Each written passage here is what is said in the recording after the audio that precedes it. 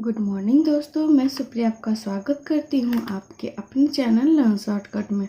दोस्तों, पिछले सेशन में हमने प्रिज्म के बेसिक कॉन्सेप्ट और इम्पोर्टेंट क्वेश्चंस को देखा था, जिसका लिंक आपको ऊपर आई बटन और नीचे डिस्क्रिप्शन में मिल जाएगा। आज के इस सेशन में हम लोग प्रिज्म से रिलेटेड प्रीवियस ईयर के क्वेश्चंस के साथ साथ कॉम्प्लेक्स क्वेश्चन को शॉर्ट मेथड से आसान तरीके से बनाना सीखेंगे। तो दोस्तों, वीडियो के अंत तक बने रहिए ताकि आपका एग्जाम में एक भी क्वेश्चन ना छूटे। तो चलिए दोस्तों, बिना समय नष्ट किए हुए चलते हम लोग आज के अपने इस सेशन की तरफ। देखिए दोस्तों, हम लोग देखते हैं आज के इस सेशन का पहला क्वेश्चन बोल रहा है किसी ठोस लंब प्रिज्म का आधार एक त्रिभुज है जिसकी भुजाएं क्रमशः 9 सेंटीमीटर, 12 सेंटीमीटर और 15 सेंटीमीटर है। उस प्रिज्म की ऊंचाई 5 सेंटीमीटर है, तो प्रिज्म के संपूर्ण पृष्ठ का क्षेत्रफल क्या होगा, मतलब टोटल सरफेस एरिया क्या होगा, ये आपसे पूछ रहा है। तो आपको पहले से पता है कि टोटल सरफेस एरिया बराबर LSA अर्थात literal surface area plus 2 base का 2 आधार का क्षेत्रफल यही होता है। ठीक है, तो चलिए सबसे पहले हम लोग आधार का क्षेत्रफल ज्ञात करते हैं, फिर हम लोग जो है टोटल सरफेस एरिया ज्ञात करेंगे। अब देखिए, जो त्रिभुज है वो तीनों विषमबाहु त्रिभुज है, क्योंकि तीनों भुजाओं की लंबाई जो है वो अलग अलग है। तो हम लोग सबसे पहले त्रिभुज के क्षेत्रफल ज्ञात करने के लिए इस निकाल लेते हैं, अर्ध परिमाप निकाल लेते हैं। तो 9 + 12 + 15 बटा 2 हो जाएगा, क्योंकि आपको पता है A+B + C बटा 2 होता है। ठीक है, अर्थात 18। ठीक है, अब एरिया निकाल लेते हैं हम लोग। तो एरिया बराबर क्या होता है, √S × S - A × S - B × S - C। ठीक है, तो चलिए मान रखिए, S का मान कितना निकल के आया है, 18 गुने 18 में से 18 जाएगा 9, 18 में से 12 जाएगा 6 और 18 में से 15 जाएगा 3। ठीक है, चलिए अब इसको हम लोग रूट से निकालते हैं। तो इसमें 9 है, इसमें 9 है, अर्थात एक 9 निकल जाएगा, इसमें 3 और इसमें 3 है, अर्थात 3 निकल जाएगा, इसमें 2 और इसमें 2 है, अर्थात 2 निकल जाएगा। तो 9 × 3 = 27, 2 = 54 सेंटीमीटर स्क्वायर। ये हमारा त्रिभुज के बेस में एक आधार का क्षेत्रफल ज्ञात हो गया। चलिए अब हम लोग फटाक से टोटल सरफेस एरिया ज्ञात कर लेते हैं। तो टोटल सरफेस एरिया बराबर 2 गुने बेस 2 गुने 54 हो जाएगा, क्योंकि दो त्रिभुजाकार आकृति की वृद्धि हो रही है, प्लस LSA मतलब लिटरल सरफेस एरिया क्या हो जाएगा, लिटरल सरफेस एरिया बराबर होता है आधार का परिमाप गुने ऊंचाई। ठीक है, तो आधार का परिमाप क्या हो जाएगा, देखिए अर्ध परिमाप जब 18 है तो पूर्ण परिमाप क्या हो जाएगा, 18 दूनी 36, 36 गुने 5। ठीक है, 54 दूनी 108 प्लस 36 बचे 180, दोनों को ऐड कर दीजिए तो हो जाएगा 288 सेंटीमीटर स्क्वायर। ठीक है दोस्तों, यह प्रीवियस ईयर का क्वेश्चन था। ठीक है, हमने पहले भी आपको बताया कि आज के इस सेशन में मुख्य रूप से हम लोग प्रीवियस ईयर के क्वेश्चन और इम्पोर्टेंट क्वेश्चन को देखेंगे। तो एक प्रीवियस ईयर क्वेश्चन था दोस्तों।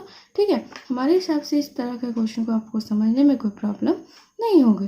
चलिए अब हम लोग चलते हैं अगले क्वेश्चन की तरफ। देखिए दोस्तों, हम लोग देखते हैं अगला क्वेश्चन बोल रहा है एक प्रिज्म का आधार त्रिभुज है जिसकी भुजाएं 5 सेंटीमीटर, 12 सेंटीमीटर और 13 सेंटीमीटर है। तो प्रिज्म का संपूर्ण पृष्ठ का क्षेत्रफल क्या होगा यदि ऊंचाई हमें मालूम है तब। दोस्तों, यह क्वेश्चन भी प्रीवियस ईयर क्वेश्चन है दोस्तों, और अभी हमने इस तरह का क्वेश्चन आपको तुरंत बताया है। तो चलिए हम लोग इसको भी सॉल्व कर लेते हैं। तो इसमें दोस्तों हम लोग सबसे पहले क्या करेंगे, पर्श पृष्ठ का क्षेत्रफल ज्ञात करेंगे। तो पर्श पृष्ठ का क्षेत्रफल ज्ञात करने के लिए दोस्तों देखिए, पर्श पृष्ठ के क्षेत्रफल बराबर पेरीमीटर गुने ऊंचाई होता है, आधार का परिमाप गुने ऊंचाई। ठीक है, तो आधार का परिमाप क्या हो जाएगा, 5, 12 और 13, तीनों को जोड़ दीजिए, 12 5 17, 17 और 13 30 गुने h का मान कितना है, 10 हो गया, 300 हो गया। ठीक है, ये हमारे पर्श पृष्ठ का क्षेत्रफल हो गया। अब हमें संपूर्ण पृष्ठ का क्षेत्रफल ज्ञात करना है। तो संपूर्ण पृष्ठ का क्षेत्रफल दोस्तों आप देखिए, जब त्रिभुज की जो तीनों भुजाएं हैं, इसे देखकर आपको पता चल रहा हो कि यह एक समकोण त्रिभुज है। ठीक है, तो समकोण त्रिभुज के लिए क्या हो जाएगा, पहले दो आधार का क्षेत्रफल हो जाएगा तो 2 गुने आधार का क्षेत्रफल निकालते हैं। त्रिभुज समकोण त्रिभुज का क्षेत्रफल क्या हो जाता है 1/2 गुने आधार गुने ऊंचाई, आधार 5 ऊंचाई 12, ठीक है, क्योंकि 13 इसमें विकर्ण होंगे, क्योंकि आपको पता है कि समकोण त्रिभुज ऐसा होता है, ये 5 ये 12 तो ये 13 होता है, ठीक है। 12 का स्क्वायर प्लस 5 का स्क्वायर बराबर 13, तभी समकोण त्रिभुज होता है। वैसे ये ट्रिपलेट हमें याद था, इसलिए मैंने डायरेक्ट इसे बताया कि यह समकोण त्रिभुज है। तो ये हो गया आधार 2 आधार का क्षेत्रफल गुण प्लस एल से का मान अभी अभी हमने क्या निकाला है 300, इसको सॉल्व कर लीजिए। 2 से 2 गया अर्थात 12 25 60 प्लस 300 अर्थात 360 सेंटीमीटर स्क्वायर, यही इसके टोटल सरफेस एरिया का मान है, ठीक है दोस्तों। इसी तरह का क्वेश्चन आपको नॉर्मली एग्जाम में पूछते हैं, इसलिए इसी तरह का क्वेश्चन मैं आपको बता रही हूँ, ठीक है दोस्तों। चलिए अब हम लोग देखते हैं अगला क्वेश्चन को। देखिए दोस्तों, हम लोग देखते हैं अगला क्वेश्चन बोल रहा है किसी समकोणीय प्रिज्म का आधार एक समलंब है, उसकी समानांतर भुजाओं की लंबाई 8 सेंटीमीटर और 14 सेंटीमीटर है और समानांतर भुजाओं के बीच की दूरी 8 सेंटीमीटर है। तदनुसार यदि प्रिज्म का आयतन 1056 सेंटीमीटर की हो तो उसकी ऊंचाई क्या होगी, ये हमसे पूछ रहा है। तो दोस्तों इसमें सबसे पहले आपको समलंब चतुर्भुज का एरिया मालूम होना चाहिए, ठीक है। तो और दूसरी बात कि आपको भी का फॉर्मूला तो पता ही होगा। भी का फॉर्मूला क्या होता है, आधार का क्षेत्रफल अर्थात आयतन बराबर आधार का क्षेत्रफल गुने ऊंचाई, ठीक है।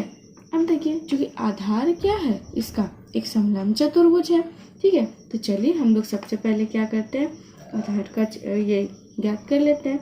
भी का मान दिया हुआ है कि 1056 बराबर आधार का क्षेत्रफल, आधार का मान ज्ञात कीजिए, क्षेत्रफल बराबर 1/2 गुने समानांतर भुजाओं का योग, समानांतर भुजा कितनी है 8 और 14, तो इसका योग अर्थात 22 गुने ऊंचाई, ऊंचाई कितनी दी हुई है 8 सेंटीमीटर, दोनों के बीच की दूरी गुने अब जो है हमारा प्रिज्म बन रहा है उसकी ऊंचाई, ठीक है। चलिए इसको हम लोग सॉल्व करते हैं। इसको कट कर दीजिए आप 4 से, तो h बराबर हम लोग क्या लिख सकते हैं, यही तो हमें ज्ञात करना है ना, 1056 बटा 22 गुने 4, ठीक है। चलिए सबसे पहले इसको 4 से कट करते हैं, तो 4 दूनी 8, 6 चक 24, 4 चक 16, अब इसको इससे कट कर दीजिए, एक बार में 22 और 22 दूनी 44, अर्थात 12 सेंटीमीटर जो है वो हमारा ऊंचाई हो गया। दोस्तों इसमें आपको कुछ नहीं करना था, बस किसी भी प्रिज्म के क्वेश्चन में आपको आधार का ध्यान रखना है कि आधार जो है हमारा वो क्या है, त्रिभुज है, वर्ग है, चतुर्भुज है, किस तरह का चतुर्भुज है, जिस तरह का भी हो, जैसा भी हो, उसका क्षेत्रफल या फिर उसकी परिमाप लगाना पड़ता है। अगर आपको एल से निकालना है तो उसमें परिमाप की जरूरत पड़ती है, क्योंकि अगर आपको आयतन निकालना है तो उसमें आधार का क्षेत्रफल का जरूरत पड़ता है। तो आपको आधार का ध्यान अच्छे से रखना है, तब आपका प्रिज्म का कोई भी क्वेश्चन जो है वो गलत नहीं होगा, ठीक है दोस्तों। चलिए अब हम लोग देखते हैं एक बहुत ही कॉम्प्लेक्स क्वेश्चन को हम लोग कैसे शॉर्ट मेथड से बनाते हैं वो। चलिए दोस्तों हम लोग आज के सेशन का अंतिम क्वेश्चन देखते हैं। क्वेश्चन क्या बोल रहा है, एक प्रिज्म का आधार वर्गाकार है जिसकी भुजा 8 सेंटीमीटर है और प्रिज्म की ऊंचाई जो है 80 सेंटीमीटर है। इस प्रिज्म को इसके आधार के समानांतर 9 कट के द्वारा 10 भागों में डिवाइड किया गया है। तब इस प्रकार बने 10 भागों के कुल पृष्ठीय क्षेत्रफल क्या होगा, मतलब यह जो बना फिगर उसका संपूर्ण पृष्ठ का क्षेत्रफल हमें ज्ञात करना है। तो इसमें सबसे पहले दोस्तों आप ये जानिए कि किसी भी आकृति में कितना भी कट लगाया जाए, आधार के समानांतर या फिर ऊंचाई के समानांतर कितना भी कट लगाया जाए, उसका जो पृष्ठ का क्षेत्रफल है उसमें कोई भी चेंजिंग नहीं होगा, जैसा पहले था वैसा ही बाद में होगा। मतलब हमें एलएसए में लेटरल सरफेस एरिया में कोई भी वृद्धि या कमी नहीं होगी, ठीक है। लेकिन अगर हम लोग ऐसे देखें तो एक कट लगाने से 2 पार्ट एरिया का 2 पार्ट बढ़ता है एरिया में, ठीक है। कोई भी देखिए मान लीजिए कि अगर ये वर्गाकार है तो ऐसा ही होगा ना आधार, ठीक है। आधार के समानांतर लगाएंगे, जब हम आधार के समानांतर 2 कट लगा रहे हैं तो इसमें तो कोई वृद्धि या कमी नहीं होगी। लेकिन इसमें देखिए एक तो ये था, एक ये था, 2 पार्ट था, लेकिन अब जब हम इसको बीच से कट कर देंगे तो एक पार्ट यहाँ और दूसरा पार्ट यहाँ, अर्थात 2 की वृद्धि हो रही है। जब हम लोग एक कट लगाते हैं तो 2 पार्ट की वृद्धि हो रही है, एक कट 2 पार्ट, तो उसी तरह से अगर हम लोग 9 कट लगाएंगे तो टोटल कितने पार्ट की वृद्धि होगी? 18 पार्ट की वृद्धि होगी। 18 पार्ट का एरिया हो जाएगा, ऐड करना पड़ेगा हमें। अर्थात हम लोग को संपूर्ण पृष्ठ का क्षेत्रफल निकालना है, टोटल सरफेस एरिया निकालना है। तो टोटल सरफेस एरिया बराबर हम लोग क्या लिख सकते हैं? सबसे पहले तो litre surface area LAC plus 2 आधार का क्षेत्रफल प्लस कितने पार्ट की वृद्धि हो रही है? अभी हमने आपको बताया कितने पार्ट की वृद्धि हो रही है? 18, मतलब 18 आधार का क्षेत्रफल, यही इसका टोटल सरफेस एरिया हो जाएगा। चलिए अब हम लोग सब एक एक करके मान बैठाते हैं इसमें। तो LAC अर्थात लीटर सरफेस एरिया बराबर क्या होता है? लीटर सरफेस एरिया बराबर आधार का परिमाप गुने ऊंचाई। अब देखिए चूंकि ये वर्गाकार है और भुजा की लंबाई कितनी दी हुई है? 8 सेंटीमीटर, तो इसका परिमाप क्या हो जाएगा? 8 चौक 32, ठीक है 32। अब गुने ऊंचाई का मान कितना है? 80, तो दिया रखा है। प्लस 2 बेस का क्षेत्रफल है, तो 2 बेस का क्षेत्रफल निकालिए है। तो ये 2 बेस का क्षेत्रफल और ये 18 बेस का क्षेत्रफल, मतलब टोटल कितना हो गया? 20 बेस का क्षेत्रफल। तो 20 बेस का क्षेत्रफल निकालिए, 20 गुने अब वर्ग का क्षेत्रफल बराबर एरिया बराबर क्या होता है? भुजा स्क्वायर अर्थात 8 का स्क्वायर, ठीक है। चलिए हम लोग बस इसी को सॉल्व कर लेते हैं।